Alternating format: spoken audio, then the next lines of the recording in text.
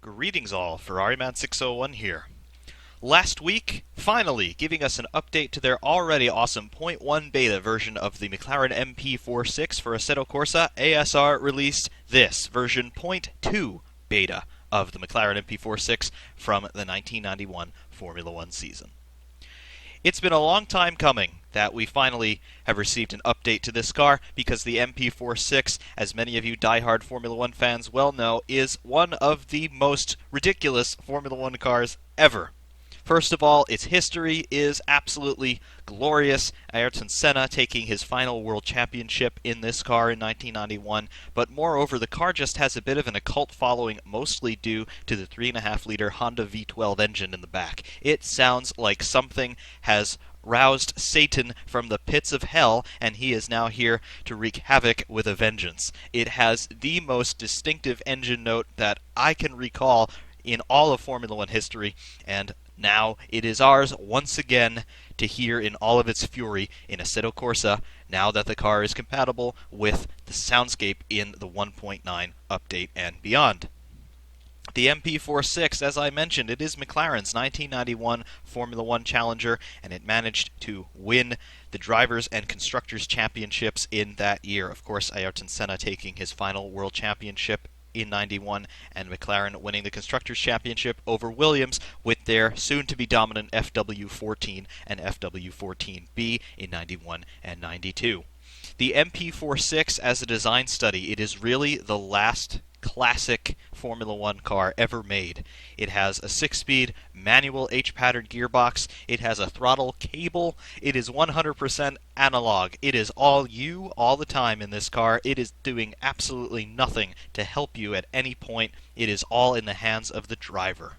We're talking 1991 here. We're just at the beginning of the worldwide digital revolution, the internet revolution, all of that. This car, pretty much 100% analog, and it really has a design that harkens back pretty much to the 1970s in terms of the car's overall layout and architecture. We have a carbon fiber monocoque, of course, in this car, but that bodywork that you see, all of it just lifts off pretty much in one piece to expose the monocoque construction underneath. It goes all the way back to pretty much the beginning of what I would call the modern era in Formula One in terms of car layout.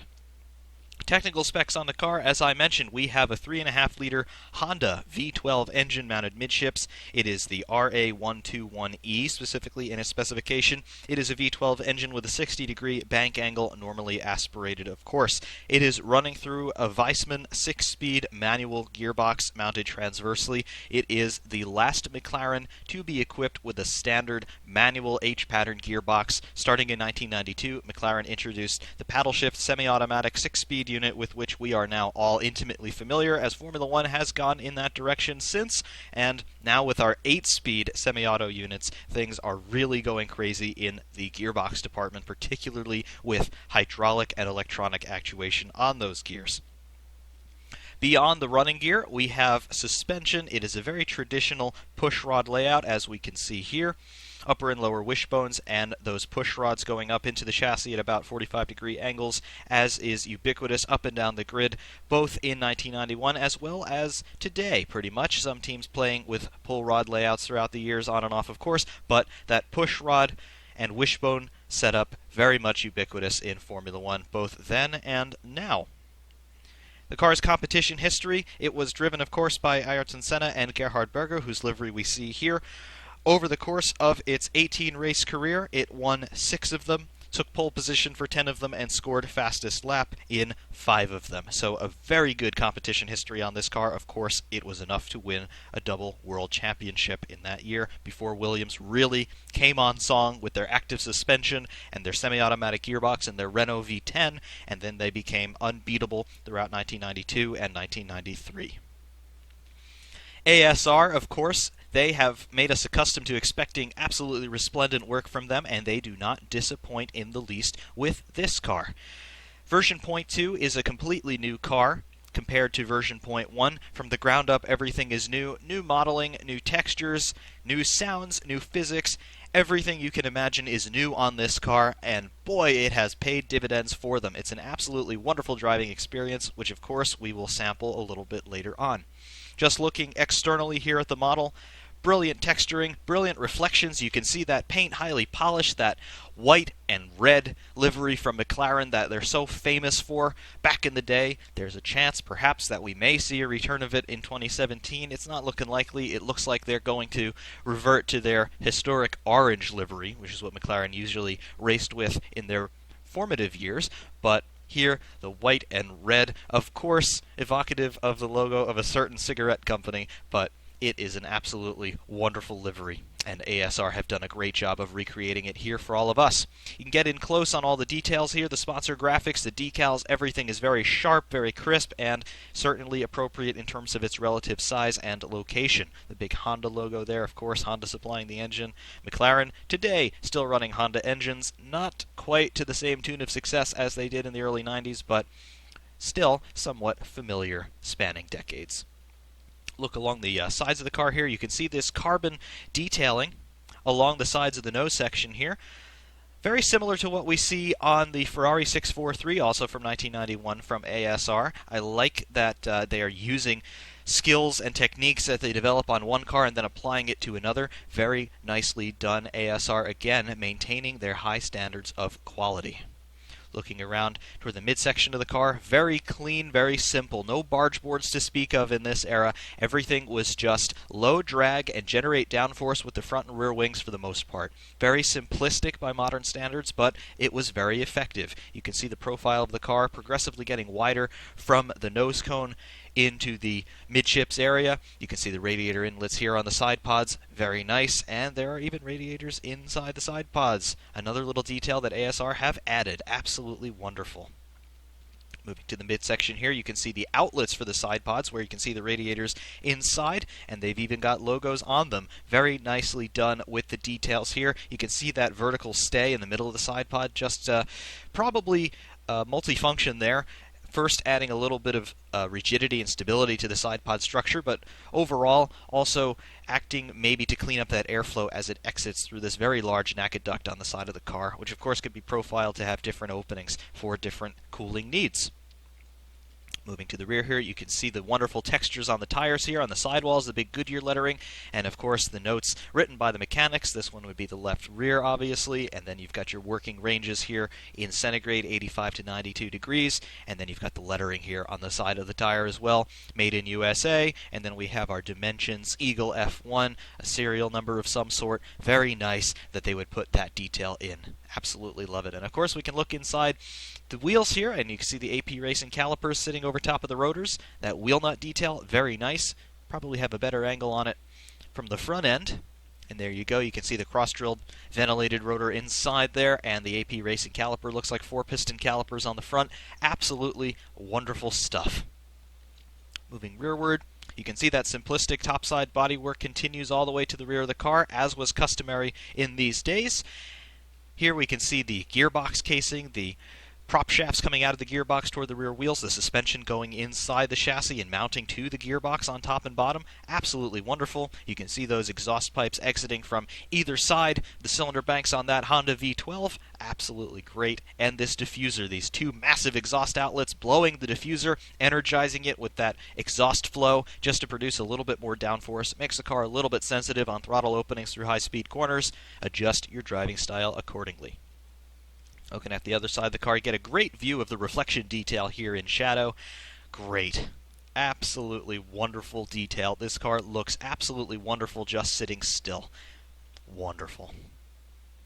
See here on the front end, maybe get a little bit better view on the lit side of the car. You can see these stays just attaching to those, not quite barge boards, I call them vortex generators along the sides of the front wing there, on the low side, extreme sides of the front wing. You can see this horizontal stay just adding a little bit more stability to that element of the wing going into the chassis there. Absolutely great detail.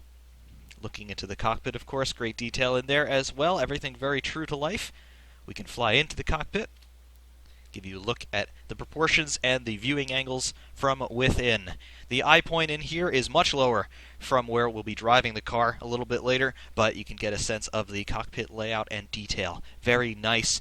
First of all, you've got these mirrors on the sides, great view rearward, and then you've got the steering wheel Very simplistic by modern standards, just 4 buttons. I'm not entirely sure what the functionalities of those buttons were, but there they are. Just 4 of them. Hopefully it doesn't blow your mind too much.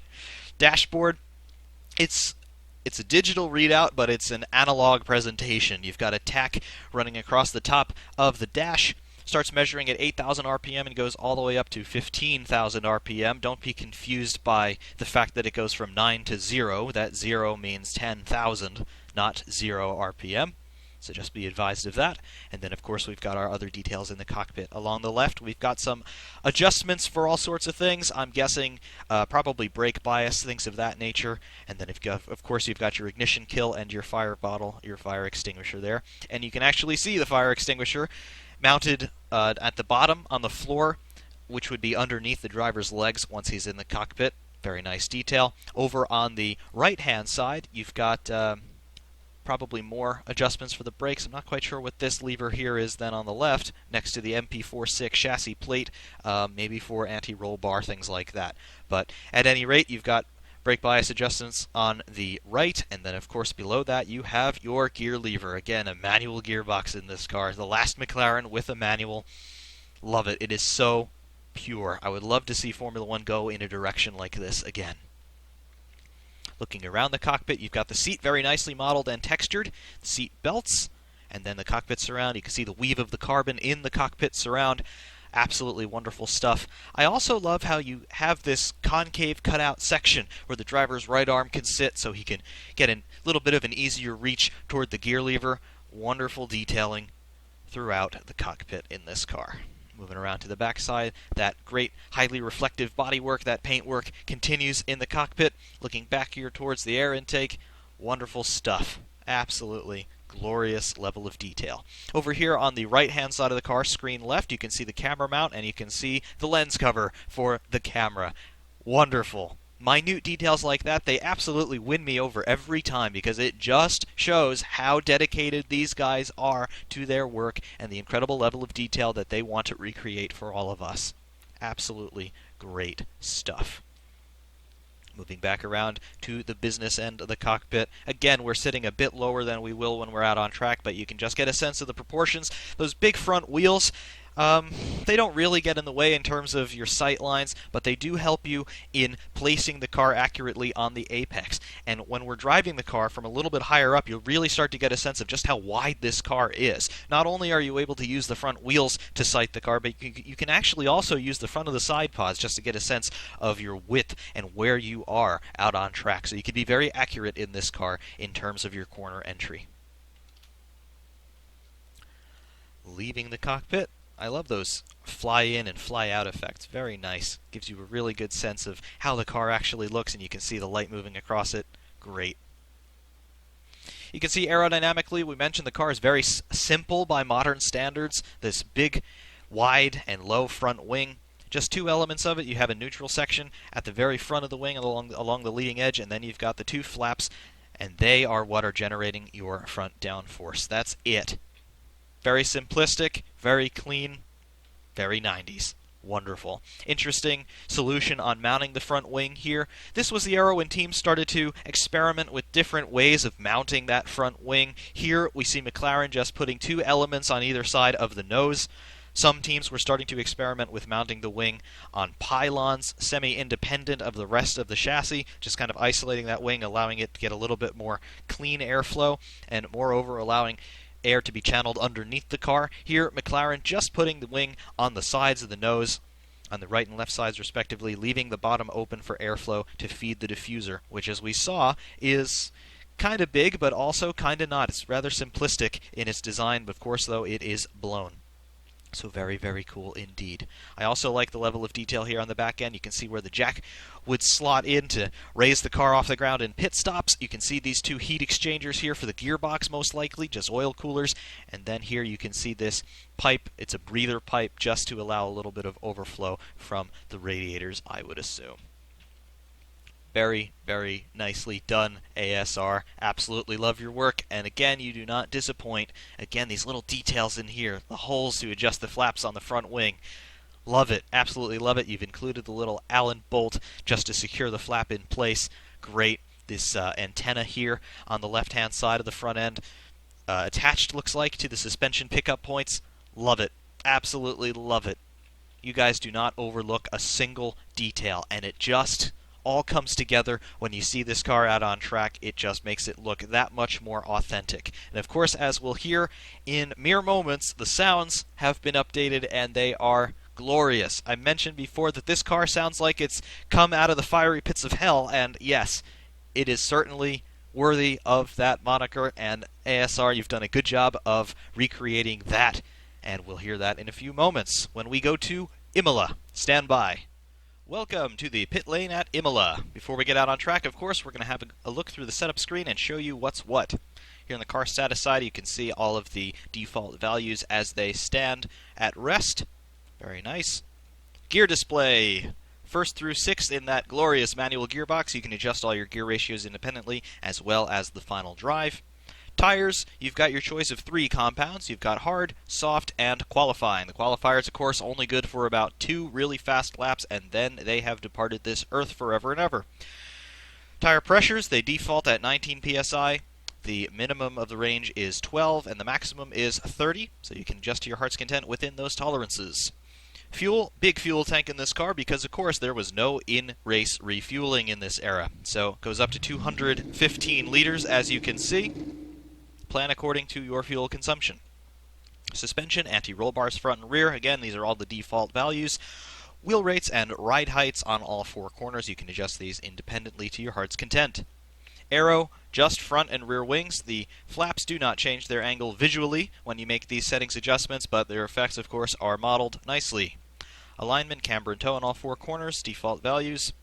Dampers, your bound and rebound, fast and slow, all 4 corners. Again, infinite adjustment in these ranges. Drivetrain, here's where you make your differential adjustments. So you've got your power, coast, and preload.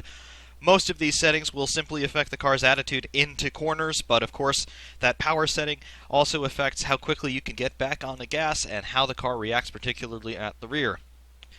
Generic brake bias, your only adjustment here, defaults to 57% forward. And finally, your advanced suspension settings, your travel ranges, and your bump stop stiffnesses on all 4 corners. So for our run here, I'm going to load up my setup, again very close to the default, just added a little bit more rake into the car. You can see it hunker down there, and I'm happy with that fuel load. We are going to put the hard tires on for our run.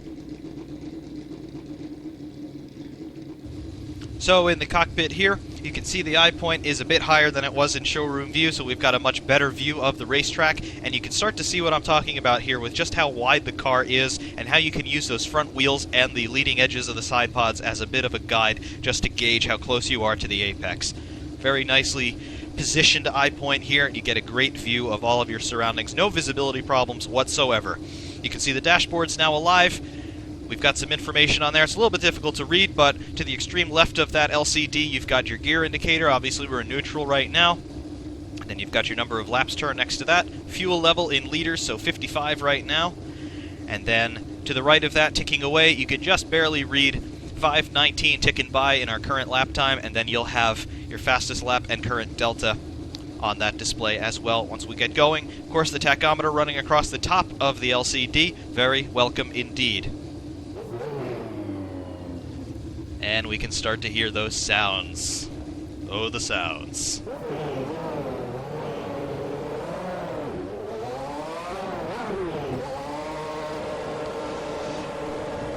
So, on the limiter here at Imola, 49 miles per hour, and now we can unleash all hell.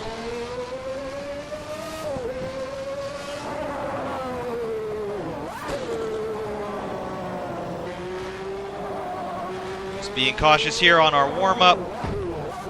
Just get some heat into the tires and brakes. Of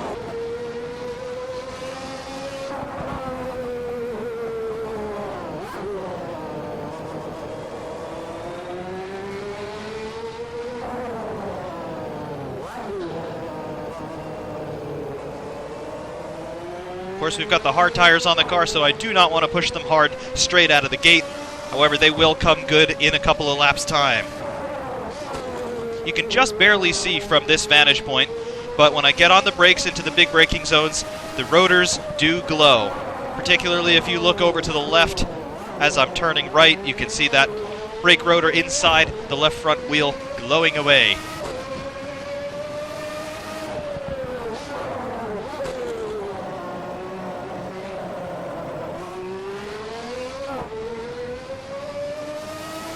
There's full revs, about 13.7.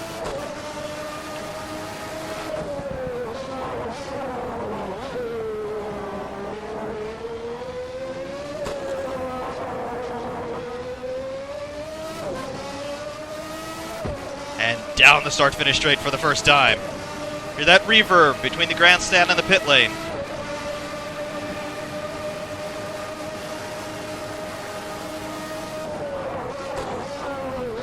.195 miles an hour before we jump on the brakes a bit early. Tires are still not where I need them. But you can see our lap time at the top of the display now.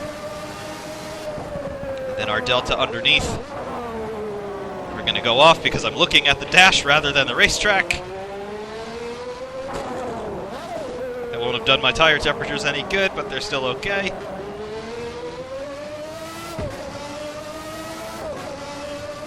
So we have our last completed lap at the top of the LCD, below the tack. And then our delta is over to the extreme right of the LCD. Now I can stop looking at the dashboard.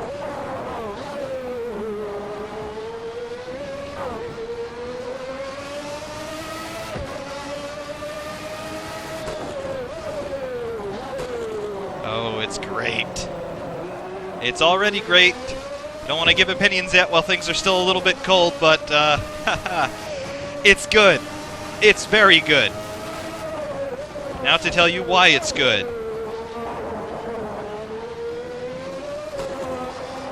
Let's come out of the last Rivazza corner back onto start-finish. We've got good brake temperature now. The tires are still on their way. However, those of you who have driven point 1 of this car, it is literally night and day the difference between point 1 and here in point 2. Point 1, it felt good for the time.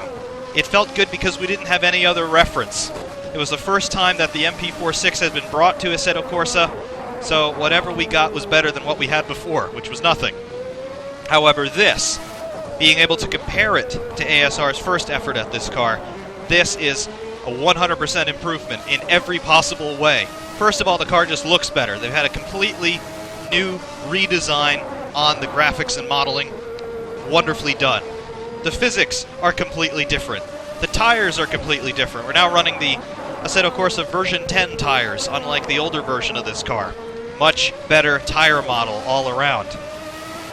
Additionally, because they've changed the physics, the car no longer feels like a bathtub with 3 loose wheels. It feels like a race car. It feels very much in keeping with the Ferrari 643 and the Williams FW14. This car slots very nicely between those two cars in terms of the overall handling characteristics. McLaren obviously winning the Constructors' Championship in '91, therefore I suppose making it the best. However, the Williams was the better car on paper.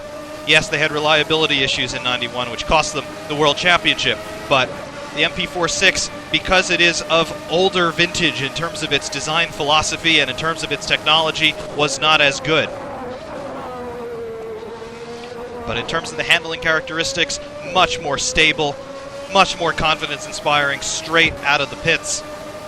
Certainly a whole lot better a driving experience. Specifically, how does it feel? Well, it feels, first of all, a little heavy. You've got a V12 engine in the back. Of course, V12s are heavier than V10s because they've got 2 more cylinders, so you do have to take care of those dynamics behind the wheel. But gone is that very pervasive understeer that was in the original model of this car, and it's been replaced with very good, I'll call it, road holding. You got much more bite on turn-in. The front end does not wash away nearly as much or nearly as quickly as the old version, and it just enables you to start attacking corners consistently and going for consistent lap times.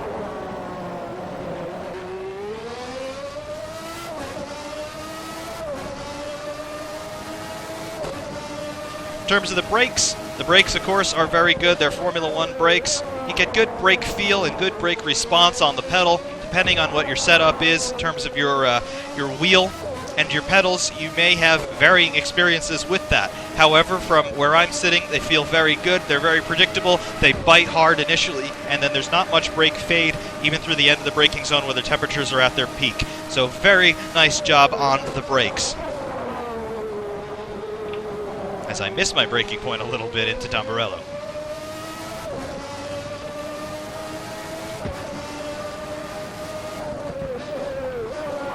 In terms of overall chassis dynamics, I mentioned it feels very stable, and it does. Depending on your setup, you will have some understeer, particularly on the default. However, if you dial that back a little bit by adding a little bit more rake in the car to aid downforce in high-speed corners, you can dial that out, as well as adjusting your rear camber angles a little bit, add a little bit more negative camber to the rear axle. You'll be able to dial out that understeer pretty effectively.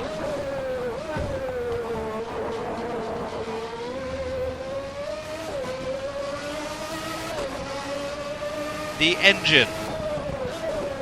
The engine in the 4.6, a little bit of a sticking point if your name is Gerhard Berger. He was the first to test the car in the off-season between 1990 and 1991, and he said the engine was a bit underpowered, even in comparison to the Honda V10 that McLaren had previously run.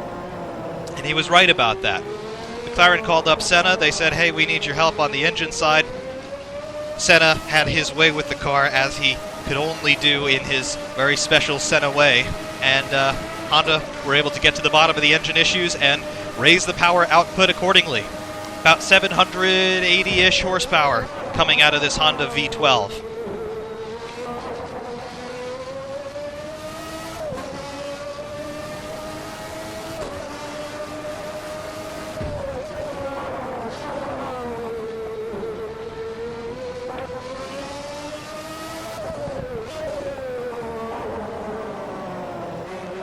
Slow corners here, like Tosa. Good throttle response. It plays right into Senna's throttle blipping technique, for which he was so famous, and is partially responsible for giving the car the sort of engine note it had, just because Senna's driving dynamic enabled the engine to give us those really sharp reports through mid-corner and corner exit, just adding to the drama factor a little bit. But throttle response is very, very good. I wouldn't quite call it instantaneous, and that's not a criticism, that's an accolade, because this car running a traditional throttle cable, it's not fly-by-wire, it is all mechanical, it's all analog, so having a slight delay, very slight, on throttle response sort of emulates that throttle cable stretching a little bit. Absolutely love it. And those of you who drive a car in the real world that has an actual throttle cable, depending on how it's actually set up and the intricacies involved in the linkages, you'll know, particularly in the rain, that you can manipulate the throttle very precisely if you've got an actual throttle cable by using that cable stretch. I remember I used to do it in my old Volkswagen in the rain. Just stretch the throttle cable a little bit to control the throttle much more finely than you can with most fly-by-wire setups, and you're able to do that in this car. I love that attention to detail on the physics side.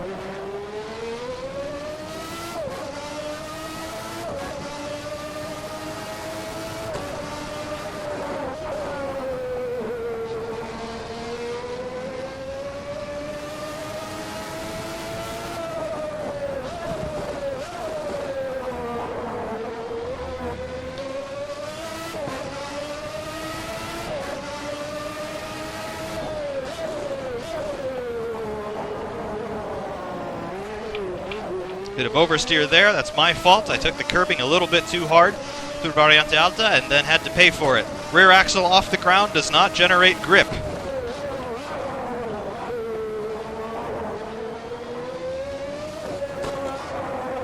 With this setup that I've got, there is still a little bit of understeer.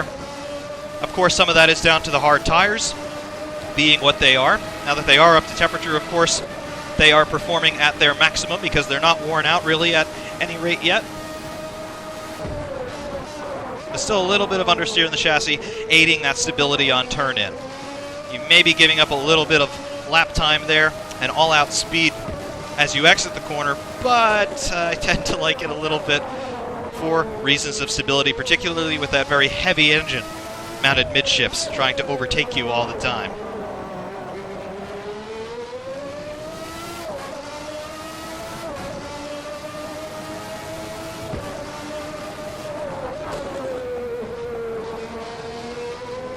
In terms of the gearbox, of course it is a manual gearbox. If you've got an appropriate pedal and shifter setup, you are playing with all 3 pedals. You are rev matching, you're doing the heel-toe thing all the time. It's not forgiving in the least. In the first and thus far only video that's actually up on the channel right now, where I compared this car in terms of hot lap performance to its original variant, version 0.1 beta, I actually blew the gearbox as I was slowing down at the end of my timed run in version 0.2, because I messed up the rev matching and I let the clutch go a little bit too soon, and I wrecked the gearbox on a single downshift. So it's a little bit unforgiving. So, to be precise with your gear changes, please.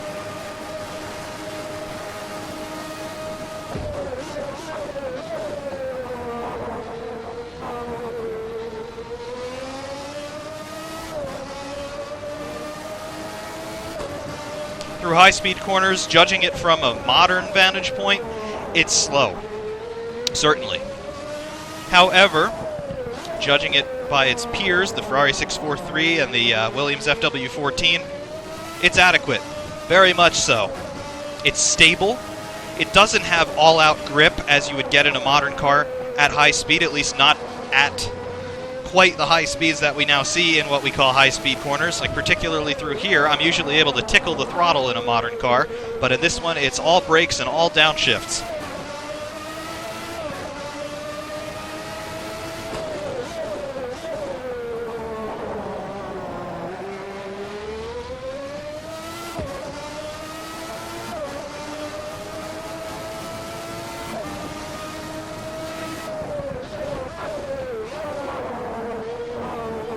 Curbs here through Rivazza 1, staying a little bit clear of them, at least on the apex in Rivazza 2, but no problems.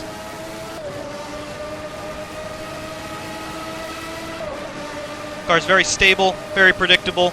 Provided that you get your downshifts right in the braking zone, it will be there for you. You will not lock the rears. And as you can see there, you can even go over some of the speed bumps if you go a little bit too hard over the apex curbing through Tamburello, and the car will retain its stability and stable characteristics.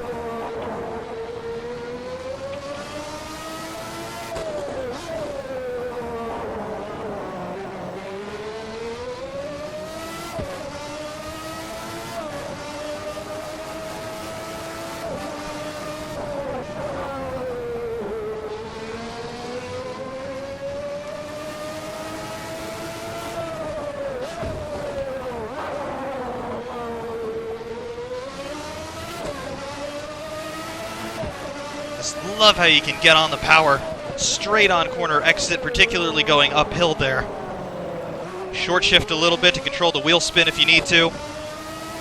Just drop the clutch and let it go.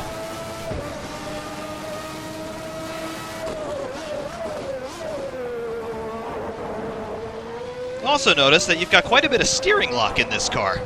It's certainly much more so than in a modern car, and the steering rack in this thing, it's not as quick as you might expect. So sometimes you do have to crank in more lock than you're used to make sure you get around the corner, and that's not understeer, that's just the suspension and steering geometry. So that might catch you off guard in your first couple of laps in this car, but you will adjust to it pretty much instinctively, and then it's not a problem anymore.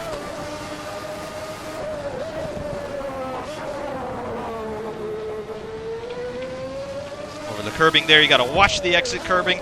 You don't want to dip a wheel into the grass because that'll catapult you off into the opposite wall.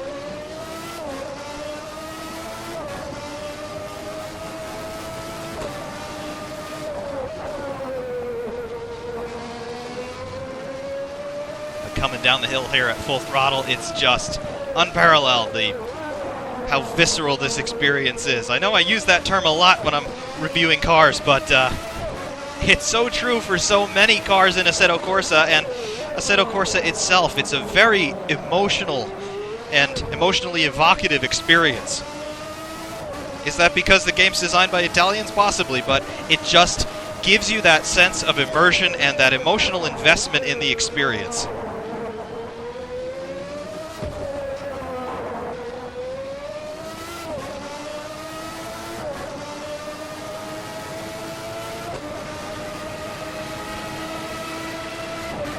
See how quick those gear changes are. I am clutching on every gear change, but you can see it is just a very brief dip on the clutch and lift of the throttle and banging it into the next gear, and it'll do it all day long, no problem.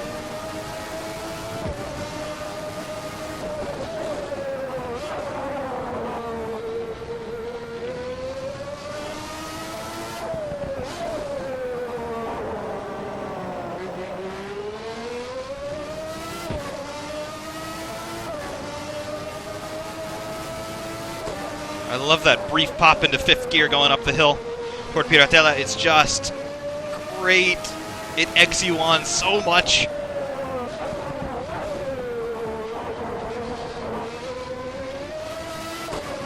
A little bit tail happy through there. I'm game. I like it when a car's a little bit tail happy.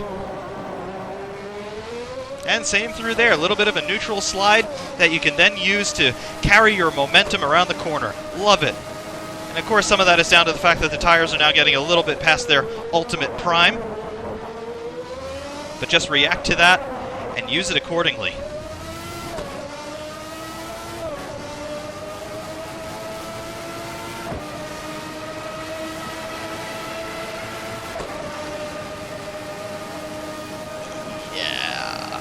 Oh yeah. It's so good. The only thing that somewhat bothers me, and this is not an ASR problem, this is an Assetto Corsa problem, and I'm using the term problem very loosely because it doesn't really matter, but you have to downshift so quickly in a car like this that you actually overtake the speed at which the game can model the downshifts with the driver's arm. So in that braking zone into Tamburello, for example, you go from 6th to 3rd really fast, and I am engaging the gear sequentially even though I am shifting manually. It just helps keep the rear end in check. I find I don't really like to skip gears even though you can, and the game can't render those downshifts individually. It just renders one of them, maybe two of them, and then one of them always gets left out. Actually, it just happened there. But that's something for Assetto Corsa to worry about. ASR, no problem on your end.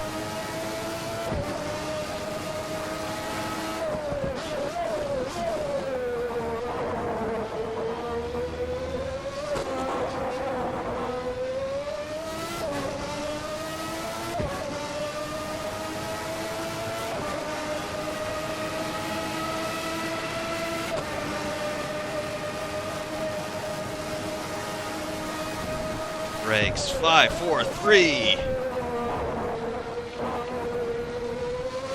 On the throttle hard. Slight short shift into 4th. Out of the exit of Tamburello, 5th. Into the chicane, 4th. 3rd. Pick up the apex, pick up the exit. Hard on the power. Into Tosa, brakes, 2nd gear.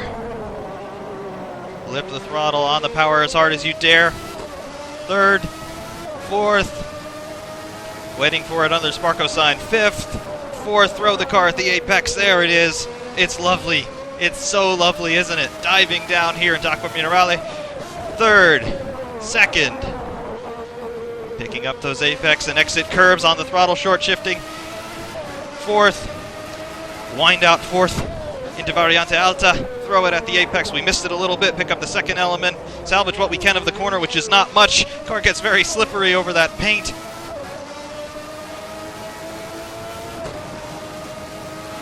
Down towards the Rivazzas and the end of the lap. Keep it in 3rd through here. Induce a little bit of understeer, but that's okay because we are going into the pits.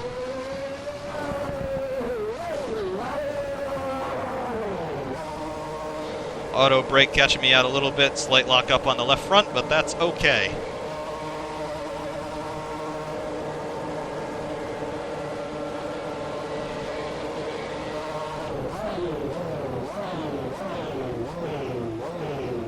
Stop a bit long of the pit box. Drop it into reverse. And stall the engine. And there we have it, ASR's 0.2 beta of the McLaren MP4 You've done it, ASR. You have corrected the initial teething issues with 0.1. of the MP4-6, and I understand that some of the decisions that were made on that car were simply to comply with Assetto Corsa's architecture of the time, but now that we've got an updated version of the game, you've taken advantage of the new resources available within it, and you've given us this absolutely resplendent car. It's a wonderful driving experience. It's so pure and unadulterated, just because, well, that's what this car was. It's an analog car. It's the last of the breed of the traditional, absolute seat of the pants, everything is in control of the driver F1 car. Great experience. I love the work you've done on the sounds. I love the work you've done on the modeling. All in all, it is a 100% new car, and I love it. €1.50 donation is what they ask for you to partake in the beta test, and it is just phenomenal in every regard. I cannot recommend these guys highly enough. Please go out there, donate to these guys, and have a go for yourself in the absolutely wonderful McLaren MP4-6 brought to you by ASR. As for all of you in my beloved audience, I thank you very much for your continued support and for your continued engagement, and of course for watching this video. Do stay tuned, because hot laps from Imola without commentary are inbound. Ferrariman 601 saying thank you very much for watching, and we will see you soon.